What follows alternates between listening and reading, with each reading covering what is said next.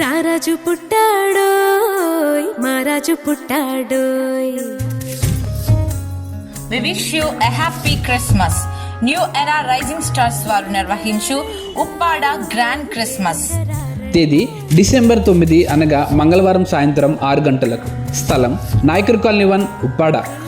ఈ క్రిస్మస్ కు వాక్యోపదేశం అందించటకు గాను రెవరెండ్ కె జాన్ మంగాచార్యులు గారు ఏలూరు నుండి విచ్చేయుచున్నారు.